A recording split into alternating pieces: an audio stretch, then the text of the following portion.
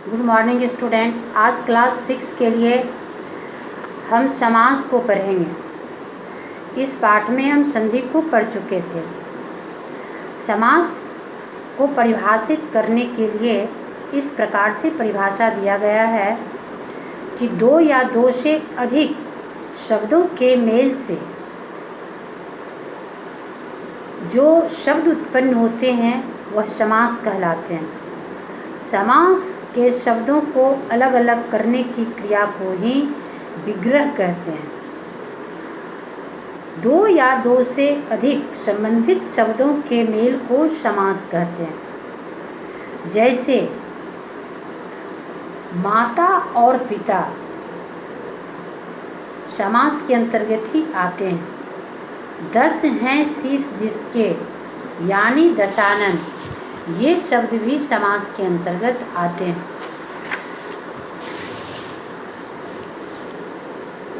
समास के यहाँ 6 भेद बताए गए हैं। अव्यय भाव समास, तत्पुरुष समास, कर्मधारय समास, द्विगु समास, द्वंद्व समास और बहुब्रीहि समास।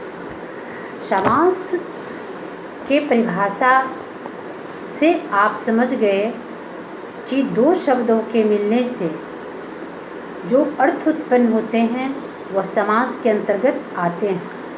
तो अब यहाँ अव्यय भाव समास के बारे में बताया गया है कि इस समास में प्रथम पद जो है वह अव्यय होता है।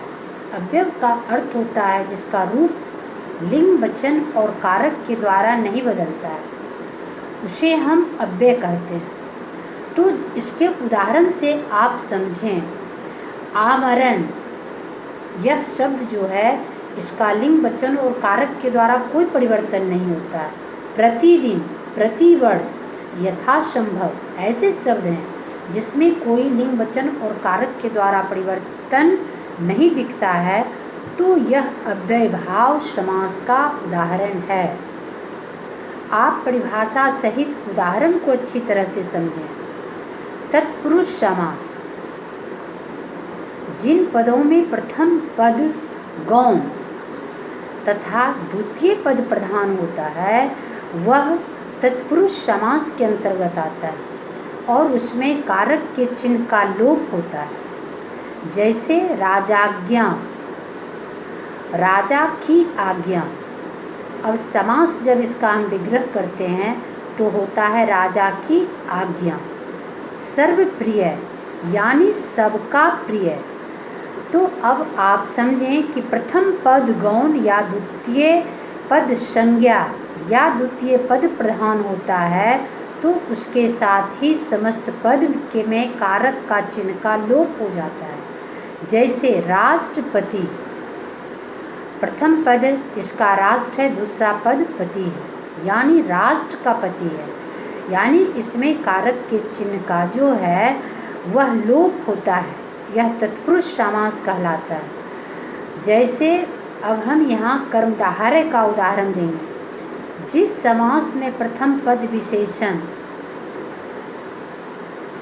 द्वितीय पद विशेष से होता है अथवा प्रथम पद उपमान और द्वितीय पद उपमेय होता है, जिसका उपमा दिया जाता है, उसे कर्मधारय समास कहते हैं। जैसे महात्मा, महान आत्मा, समास विग्रह करेंगे तो होता है महान आत्मा।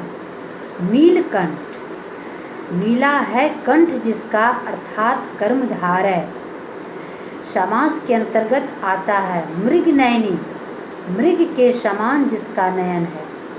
पीताम्बर, पीला है अंबर जिसका, यह कर्मधारय का पहचान है।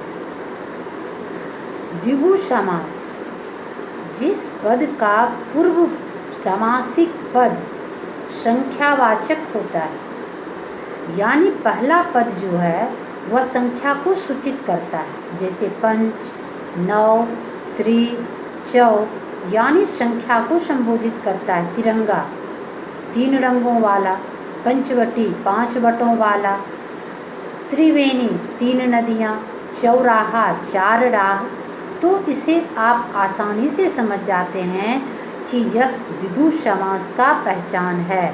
संख्यावाचक। द्वंद्व समास। इन समासों में दोनों पद प्रधान होते हैं और उनके बीच में शब्द का लोप होता है। जैसे माता पिता, माता और पिता, रात दिन, सुख दुख, राजा रंग। ये समास में बीच के और का जो लोप है वह शब्द का लोप होता है, उसे द्वंद्व समास कहते हैं। इसमें दोनों पद प्रधान होते हैं। जितना रात का महत्व है, दिन भी उतना ही हमारे लिए कारगर है। माता जितनी हमारे लिए पूज्य हैं, पिता उतने ही पूज्य हैं। इसलिए यह द्वंद्व समास का उदाहरण है। दोनों पद इसमें प्रधान है।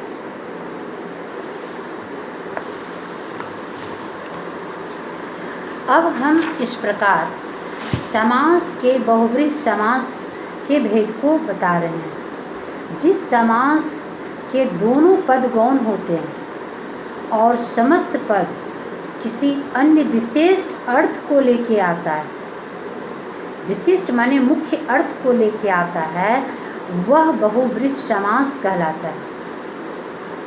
इसके उदाहरण में जो है बहुब्रीहि समास चंद्रशेखर, चंद्र है जिसके शिखर पर,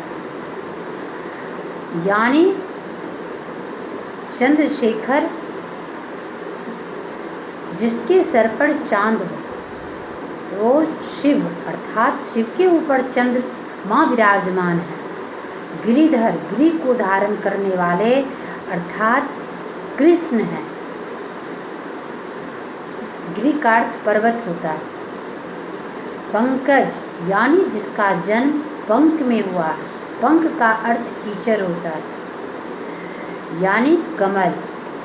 अर्थात जो नए अर्थ को लेकर यहाँ आ जाता है वह बहुब्रीहि समास का पहचान है।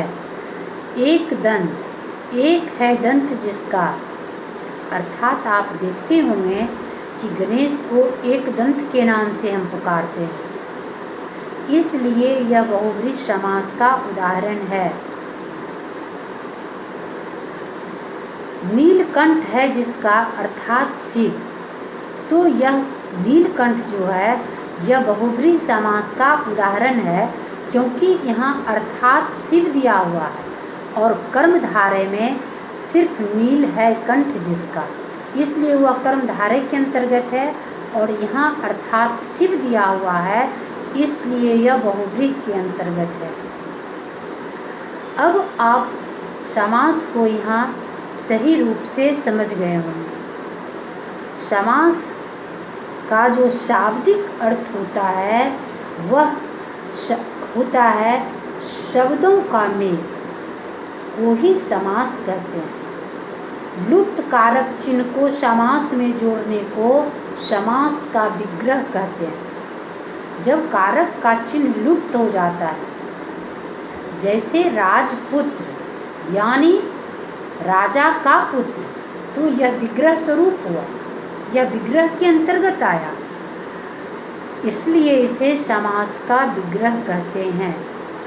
प्रत्येक उदाहरण को गौर करने के लायक है। कमल के समान यानी कमल नयनी, जिसका नयन जो है कमल के समान है, आँख कमल के समान है, यानी सुंदर स्त्री की पहचान है उसके आँख की सुंदरता। गजानन, गज है आनंद जिसका, अर्थात गणेश, आनंद मतलब शरीर होता है, हाथी के जैसा शरीर। तो ये बहुब्रीहि समास के उदाहरण हैं।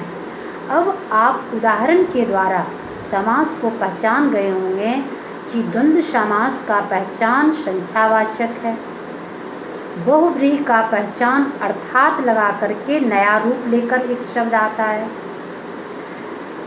कर्मधारक में जैसे नीलकंठ है, नीला है कंठ जिसका, गजानन गज के समान आनंद, तो ये कर्मधारय का पहचान है।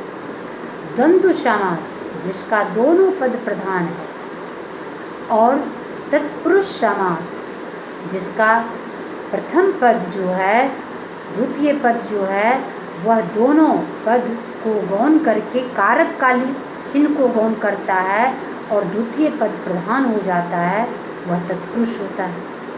अव्यय भाव समास जिसका कि लिंग वचन और कारक के कारण कोई परिवर्तन नहीं होता है, वह अव्यय भाव समास है।